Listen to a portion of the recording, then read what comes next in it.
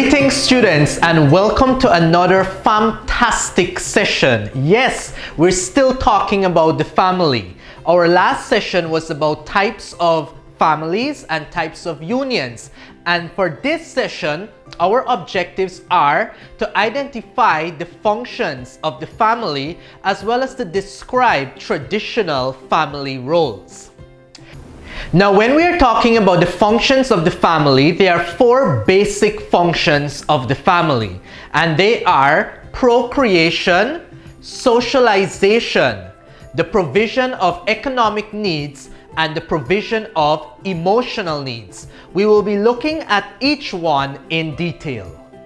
The first function of the family we'll be looking at has to do with procreation.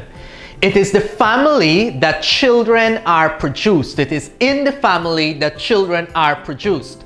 Procreation means reproduction. Without procreation, there would be no new members of the human race. Families provide a unit for the introduction of new members. Of course, two persons do not need to be married or in a relationship to reproduce. However, the family is seen as the socially acceptable medium for procreation. Now, there are also modern ways of forming families. Some children are carried by a surrogate mother. In this instance, the female in a relationship may be unable to carry a child but may still be fertile. With the help of a fertility specialist, she and her partner may have a legal agreement with another female to carry the fertilized embryo, which is implanted through in vitro fertilization. The child would have the couple's genetic code. What do we mean by in vitro fertilization? In vitro fertilization means that a female's eggs are retrieved or collected. They're collected and then they are allowed to be fertilized by sperm. And this process is usually done in a lab. Now, the fertilized egg is placed in a surrogate, meaning a woman who is able to carry that fertilized egg for a full 9 months, then you have a new child, a baby. So many families opt for in vitro fertilization, especially if they encounter fertility issues. In some cases where the female is infertile, a donor egg may be fertilized by the male sperm and implanted in a surrogate mother. What causes fertility in women? Well, there are some causes, and it could be that the eggs are not healthy.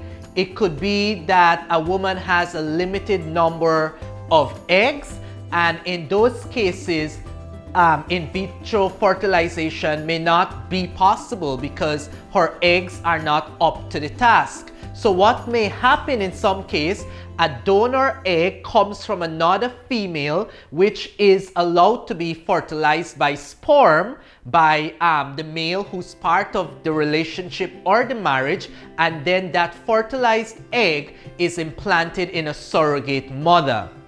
Now, a situation like this would mean that the child is not biologically related to the mother because it's not her eggs that are being fertilized, but nevertheless, the child is still part of that family. The child is very much part of the family. Now, an important point I want us to note is that not every married couple wants children. Yes, believe it or not every married couple wants children. Some married couple prefer to prioritize their careers instead of having children, and that's fine. It doesn't mean they're any less of a family. And we also need to remember or to note that not every married couple is able to procreate by traditional means. And it doesn't always mean that the woman has fertility issues. It could be the male in the relationship. For example, if you constantly drink alcohol, if you abuse alcohol, if you take certain illegal drugs, it could mess with your biological system if you're a man and cause you to have a low sperm count. So those are things we need to bear in mind, especially when we wonder why a couple may not have children. And I think it is not polite to always ask persons why they don't have children or why this is a childless marriage, because more than likely they're not able to provide a very simplistic answer to you. So it's a very sensitive issue, and it's something that we should bear in mind when we interact with couples. Now, the second function of the family we'll talk about is socialization. Yes, the family is considered to be the building block of society. Why do we say that? Well, the family is charged with preparing children to live as social beings within society. The family does this by teaching them the values and attitudes which form the acceptable behavior of the society, and by sanctioning appropriate behavior. When we talk about norms, we're talking about those unwritten rules, those regulations that families very much adhere to because they want their children to be functioning within society. So whether it's learning to say good morning, please, thank you, all of that is part of the socialization process and would be considered as norms. Also, the family is responsible for teaching the young basic skills such as personal grooming and how to undertake responsibilities. Also forms part of the socialization process. So whether it is brushing your teeth, using the bathroom, having a bath, cleaning up after yourself, all of these we learn from the family. So we can say safely that the family is a primary agent of socialization. The family is the primary agent of socialization. Now, apart from teaching us acceptable ways of behavior, the family is also responsible for the transmission of culture. That is very important in the socialization process. Think about it. The kind of clothing you wear, the food you eat, the music you listen to, even your religious beliefs are influenced by your family. So we say the family is responsible for the transmission of culture. Also, the family acknowledges or lets us know what is considered to be right and wrong, what is morally acceptable and what is morally wrong. And we refer to mores as those category or as that category of norms that speaks to our moral behavior.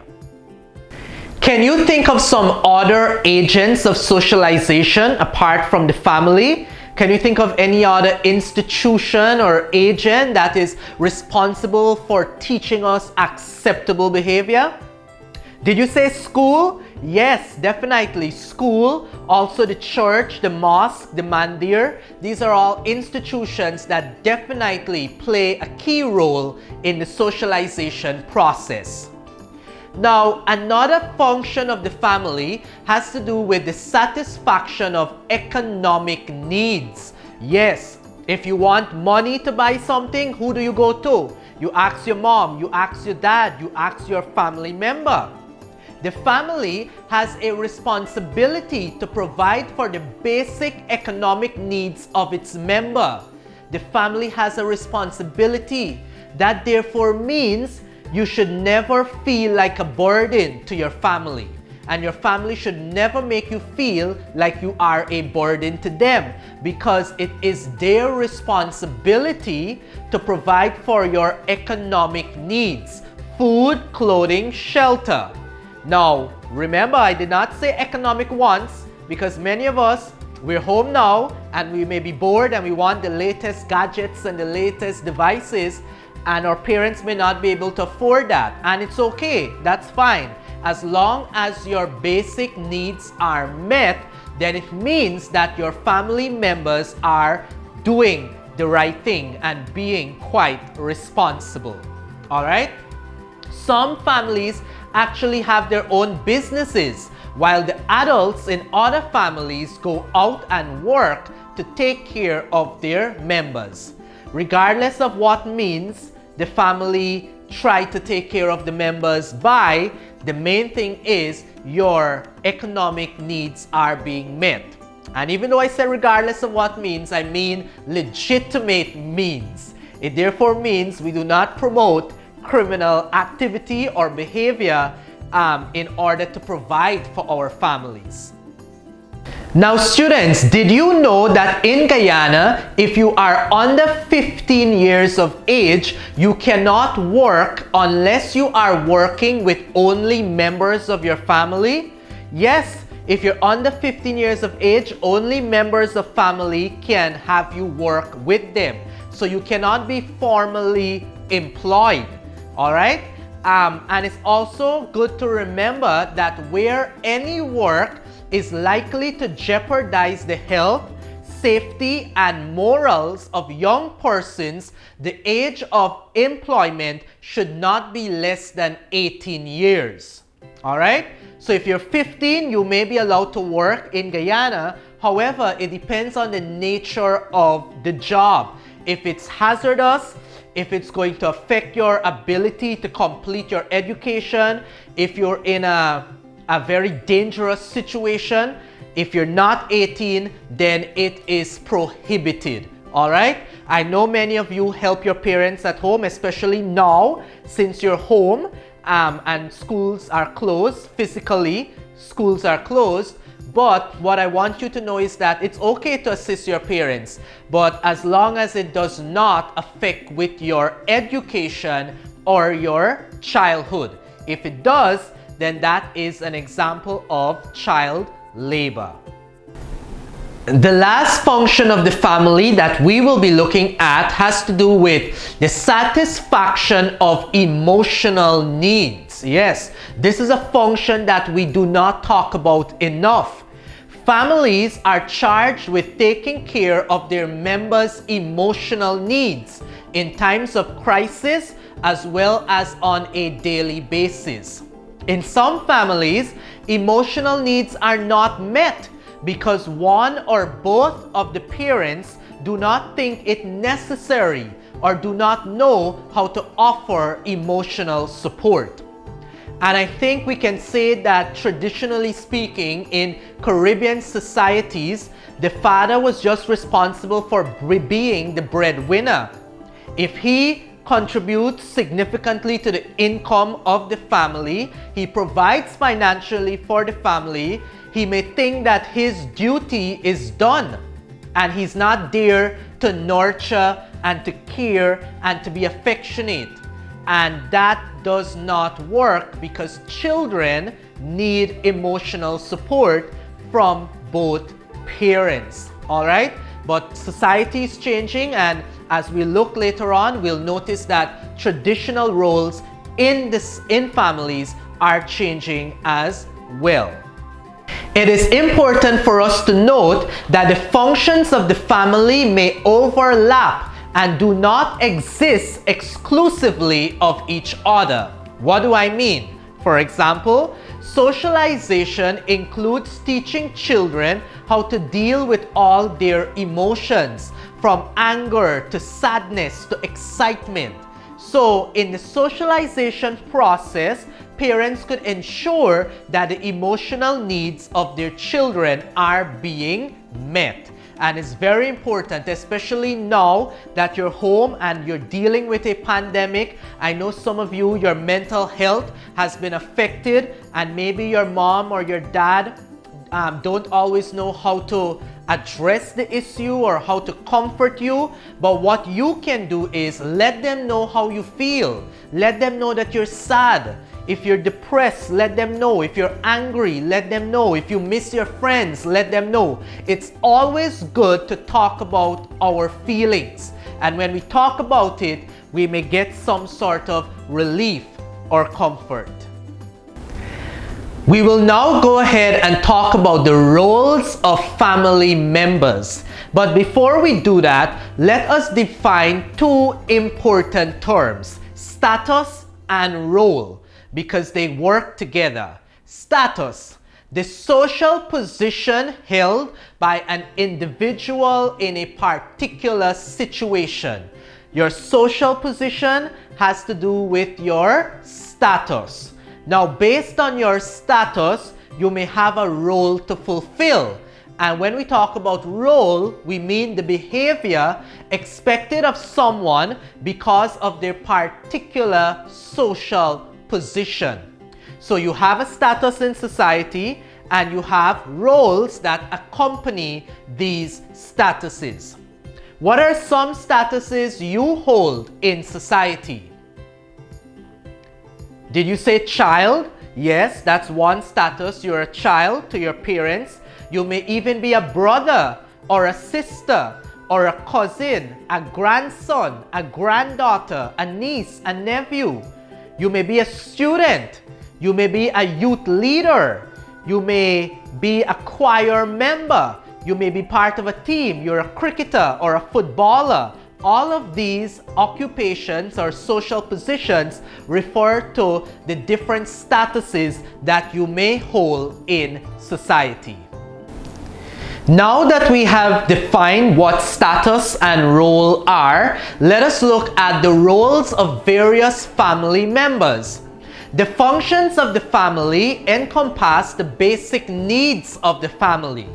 It is these needs which determine what responsibility family members have towards each other and therefore what roles they play. In other words, different family members are responsible for providing the basic needs within the family. Can you think of some traditional roles of men in the family? Now, there are many traditional roles assigned to men or fathers in the family. Men have always been seen as the head of the household. It therefore means that if an important decision is to be made, the man of the house or the head of the house is usually a male or a father figure who makes those decisions. That is why we refer to him traditionally as the head of the household. Also, men were traditionally disciplinarians. They were the one to reprimand their children when they don't follow the norms of the family. Also, men or fathers were considered to be breadwinners. They were the ones who had to ensure that the family was financially secure. They go out to work, they bring an income into the family, they provide economically for the family. Also, we can say that the men or fathers in families were seen as protectors, and even now they're seen as protectors. They help to deal with conflicts and issues that may arise, and also they may help to protect the family from ill repute. If anybody wants to say anything bad about the family, the father or the man of the house may approach the person and have a conversation with him. So these are all examples of traditional roles assigned to men within the family. And now we'll be looking at traditional roles assigned to women. Can you think of some traditional roles assigned to women in the family? Yes, women were seen as caregivers and counselors.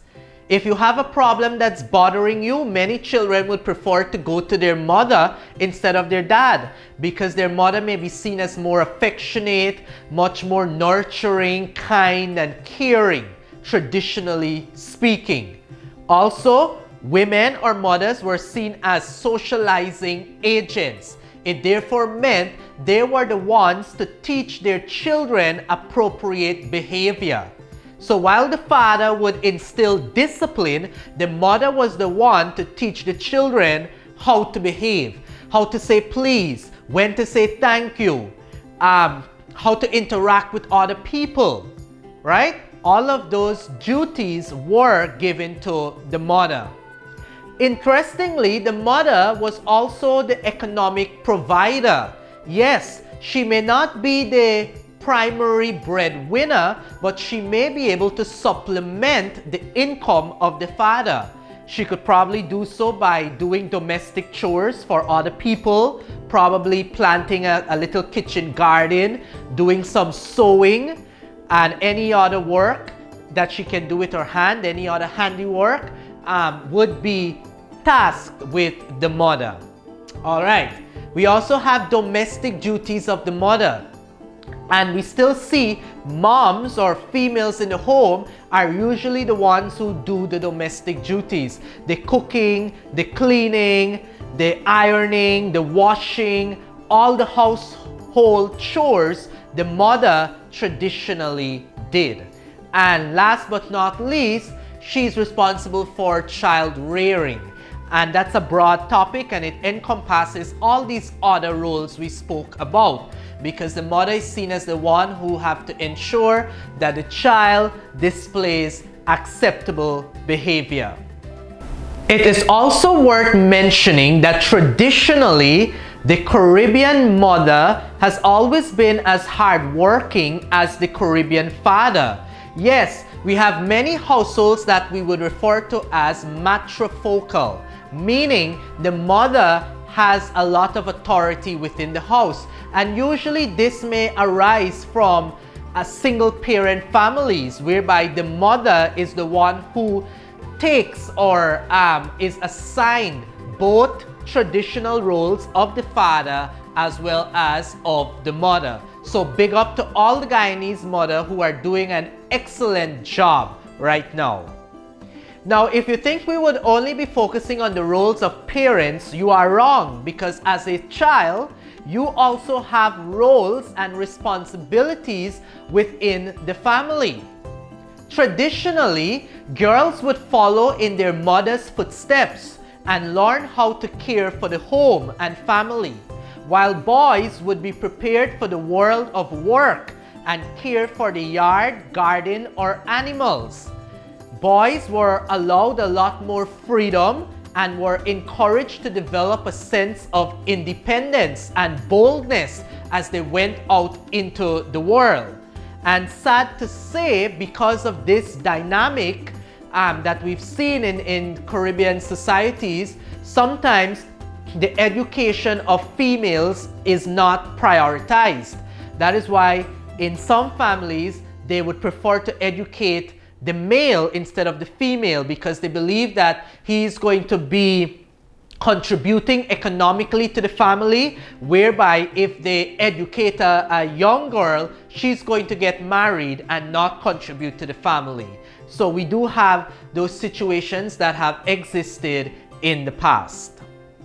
A popular Guyanese proverb that sums up the traditional roles of boys and girls in Caribbean society is "tie the heifer but loose the bull." Have you heard it before? Yes, heifer refers, or it's a metaphor for females or girls, and bull is a metaphor for males or boys. In traditional Caribbean families, girls were seen as the ones who had to follow their mother's footsteps. They had to be at home. They had to be prim and proper. They had to be quiet. Their opinions should not be shared. They should not be heard. And as a result of that, girls were restricted and they weren't afforded certain privileges like males or boys. Lose the bull. It's a boy child. He can go and roam the neighborhood. He can go out and play with his friends. He could come in anytime he wants. And we can see in such a situation, there are double standards that exist. And we can even say this is an example of sexism. But Caribbean societies are changing, and you find that more women, more girls are becoming independent and allowed to enjoy certain privileges only afforded to males or boys. Now students, we will review everything we've learned during this session. We've learned that families have a legal responsibility to provide child care and maintenance. Families have a legal responsibility, so don't ever feel like you are a burden for your family.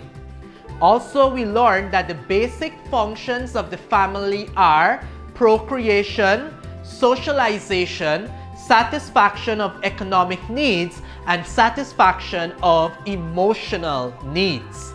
We also learned that the roles we play are dependent on the status we hold. We have certain social positions in society, and those determine our roles. I hope you had a good session, and I have a treat for you. I'll be playing a song by Caribbean artist Conscience, and it's called Original Daddy. And listening to the lyrics, you will have a greater sense of certain responsibilities of fathers in the region. Take care until next time, and don't forget to wear your mask.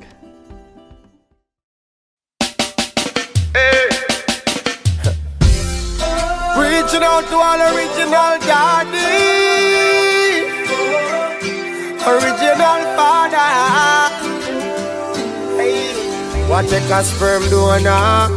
You wanna know soldier, how you feel be senior and not neglect your junior. Run when the pressure reach you, Jaja gonna beat you. That's why me have to big up myself, cause me a real father. Never love me son and don't neglect me daughter. Take care of me responsibility. Never neglect my bikini. You big up me man for me my real father. Never let him son and don't neglect him daughter. Take care of the responsibility. Never neglect them bikini. When you turn a daddy at the greatest joy. No matter if it is a girl or a boy, you have to take it serious and not die. You have to tough it up, I don't need dirty rough. Rough man out the road, we see I drive in a range. If them picnic get a plate of food, that's strange. And I'll tell no lie, I feel like me I go dead anytime my daughter cry. That's why me have to big up myself, cause me a real father. Never love me son and don't neglect me daughter. Take care of me responsibility. Never neglect my bikini. You big up me man for me my real father. Never let him son and don't neglect him daughter. Take care of the responsibility. Never neglect them bikini. Me don't know where some man come from. God know me not understand how them live in a mansion and them picnic them live in a dump plan. Mommy say she no see him. He must say I no feel him. Him say I no feel him. Dog, look how your son favor you. Look on the little girl. Treat the baby mother like she deserve the world. Big up all the real mothers out there. And every dad will see us in it out there. Big up myself, cause me a real father. Never love me son and don't neglect me daughter. Take care of me responsibility. Never neglect my bikini. You big up me man for me my real father. Never let him son and don't neglect him daughter. Take care of the responsibility. Never neglect them bikini. Even though I can't be there every day, my presence felt anyway. Me have to touch the road, food have to eat and bills have to pay. But I never turn my back, never close my eyes, never forget, never regret. That's why me have to big up myself, cause me a real father. Never love me son and don't neglect me daughter. Take care of me responsibility. Never neglect my bikini. You big up me man for me my real father. Never let him son and don't neglect him daughter. Take care of the responsibility. Never neglect them bikini. Big up myself cause me a real father. Never let me son and don't neglect me daughter. Take care of me responsibility. Never neglect my bikini. You big up me man for me my real father. Never let him son and don't neglect him daughter. Take care of the responsibility.